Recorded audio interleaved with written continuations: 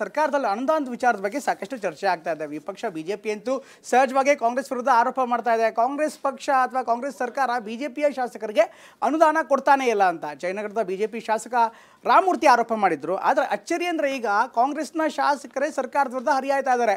ಕಾಂಗ್ರೆಸ್ನ ವಿಜಯನಗರದ ಶಾಸಕ ಗವಿಯಪ್ಪನವರು ಸರ್ಕಾರ ನಮಗೆ ಹಣ ಕೊಡ್ತಾ ಇಲ್ಲ, ವಿಜಯನಗರಕ್ಕೆ ದುಡ್ಡು ಸಾಕಾಗ್ತಾ ಇಲ್ಲ ಅಂತ ಹೇಳ್ತಾ ಇದ್ದಾರೆ. ಆತ DCM DK ಶಿವಕುಮಾರ್ ನೀವೆಲ್ಲ ಕೇಳಿದಷ್ಟು ಕೊಡೋದಕ್ಕಾಗಲ್ಲ ಅನ್ನುವಂಥ ಮಾತನ್ನು ಹೇಳ್ತಿದ್ದಾರೆ. ಈ ವಿಚಾರ ಈಗ ಕಾಂಗ್ರೆಸ್ ಪಕ್ಷದ ಶಾಸಕರಲ್ಲೇ ಅಸಮಾಧಾನವನ್ನು ಉಂಟು ಮಾಡ್ತಾ ಇದೆ.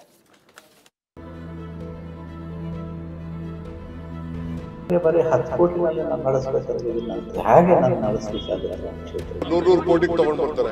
ಹಂಗಂತ 100 ಕೋಟಿ ಕೊಡಕ್ಕಾಗ್ತದಾ? ಅಲ್ಲಿಗೆ ಇವರ ಮುಖವಾಡವನ್ನು ಕಳಚಿಟ್ಟಿದ್ದಾರೆ. ಹಂಗೆ ಇವನಿಗೆ ಕನ್ನಡಿ ಹಿಡಿಬೇಕೇನ್ರಿ? ಖಾಸಗಿ ದುಡ್ಡನ್ನು ಕೊಡ್ತಿರೋದಿಲ್ಲ ನಿಮ್ಮ ಹತ್ರ ತಗ್ಗಿ ಬಗ್ಗಿ ಬಂದು ಕೇಳಲಿಕ್ಕೆ ಬೇಕು ಅಂತ ಜಯನಗರ ಶಾಸಕ ಕೊಟ್ಟಿಲ್ಲ. ಅನುದಾನ ಸಾಕಾಗ್ತಿಲ್ಲ, ಅನುದಾನ ಕೊಡಬೇಕು. ಅನುದಾನದಲ್ಲಿ ಅನ್ಯಾಯ. ರಾಜ್ಯ ಸರ್ಕಾರದ ವಿರುದ್ಧ ಅನುದಾನ ತಾರತಮ್ಯ ವಿಚಾರ ಸದ್ದು ಮಾಡ್ತಿದೆ.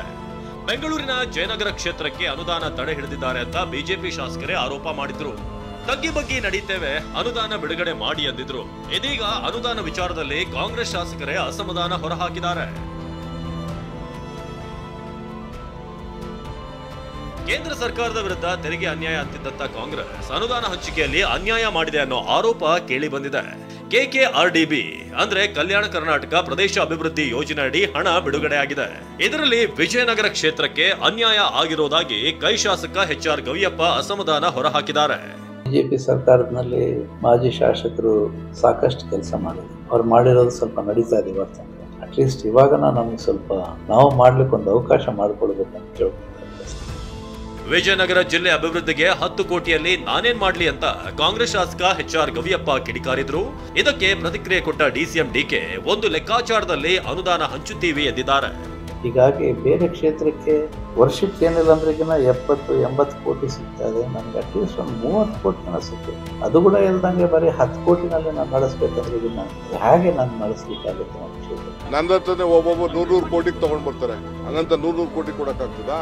ಯಾರು 100 ಕೋಟಿ ಕೊಡಕ್ಕಾಗಲ್ಲ, 50 ಕೋಟಿಗೂ ಕೊಡಕ್ಕಾಗಲ್ಲ. ಒಂದೊಂದು ಕ್ಷೇತ್ರಕ್ಕೆ ಎಷ್ಟು ಕೊಡ್ಬೋದು, ಏನ್ ಕೊಡ್ಬೋದು ಅಂತ ಒಂದು ಲೆಕ್ಕಾಚಾರ ಇದೆ. ಆ ಲೆಕ್ಕಾಚಾರದ ಮೇಲೆ ನಾವು ಕೊಡ್ತೀವಿ. ಸರ್ಕಾರದ ನಡೆಗೆ ಬಿಜೆಪಿ ನಾಯಕರು ಆಕ್ರೋಶ ಹೊರಹಾಕಿದ್ರು. ಅಲ್ಲಿಗೆ ಇವರ ಮುಖವಾಡವನ್ನು ಕಳಚಿಟ್ಟಿದ್ದಾರೆ. ಬಟ್ ಇವರು ಈ ರೀತಿ ಹೇಳಿದ್ರೆ ಅವರಲ್ಲಿ ಇಲ್ಲಿ ಹಣ ಇದೆ. ಸಂಪೂರ್ಣವಾಗಿ ಕುಲಗೆಟ್ಟ ಸರ್ಕಾರ ಇದು. 3 ಕಾಸು ಹಣ ಇಲ್ಲ. ಒಂದೇ ಒಂದು ಅಭಿವೃದ್ಧಿ ಕಾರ್ಯ ಮಾಡ್ಲಿಕ್ಕೆ ಸಾಧ್ಯ ಇಲ್ಲ. ಹಂಗೆ ಇವನಿಗೆ ಕನ್ನಡಿ ಹಿಡಿಬೇಕೇನ್ರಿ? ಹಂಗೆ ಇವನಿಗೆ ಕನ್ನಡಿ ಹಿಡಿಬೇಕಾ? ಡೆವಲಪ್ಮೆಂಟ್ ಆಗ್ತಿಲ್ಲ ಅನ್ನೋದು ಎಲ್ರಿಗೂ ಗೊತ್ತಿರೋ ಸಂಗತಿ. ಹಾಗಾಗಿ ಇದೇನು ಹೊಸದೇನಲ್ಲ. ಇತ್ತ ಬೆಂಗಳೂರಿನ ಜಯನಗರದಲ್ಲೂ ಅನುದಾನ ವಿಚಾರವಾಗಿ ಕಾಂಗ್ರೆಸ್ ಬಿಜೆಪಿ ಮಧ್ಯೆ ಜಟಾಪಟಿ ನಡೀತಿದೆ. ಪ್ರತಿಯೊಬ್ಬರು ಇಲ್ಲೇನು ನೀವು ಕೊಡ್ತಿರೋದು ದಾನ ಧರ್ಮ ಅಲ್ಲ, ನಿಮ್ಮ ಖಾಸಗಿ ದುಡ್ಡನ್ನು ಕೊಡ್ತಿರೋದಿಲ್ಲ ನಿಮ್ಮ ಹತ್ರ ತಗ್ಗಿ ಬಗ್ಗಿ ಬಂದು ಕೇಳಲಿಕ್ಕೆ. ನೀವು ಮಂಡಿ ವರ್ಕಂಬ ಅವಮಾನ ಮಾಡ್ತಿರೋಂಥದ್ದು ಸಂಪೂರ್ಣವಾಗಿ ಖಂಡಿಸ್ತೀವಿ. ನೋಡ್ರಿ, ನಾನು ಬೇಕು ಅಂತ ಜಯನಗರ ಶಾಸಕ ಕೊಟ್ಟಿಲ್ಲ.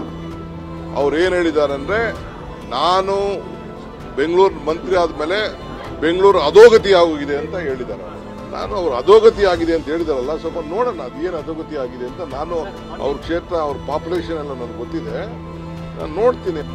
ಅನುದಾನ ವಿಚಾರವಾಗಿ ಇಷ್ಟು ದಿನ ಬಿಜೆಪಿ ನಾಯಕರು ಸರ್ಕಾರದ ವಿರುದ್ಧ ಕೆಂಡ ಕಾರ್ತಿದ್ರು. ಇದೀಗ ಸ್ವಪಕ್ಷೀಯರೇ ಸರ್ಕಾರದ ವಿರುದ್ಧ ಅಸಮಾಧಾನ ಹೊರಹಾಕ್ತಿದ್ದಾರೆ. Bureau report TV9.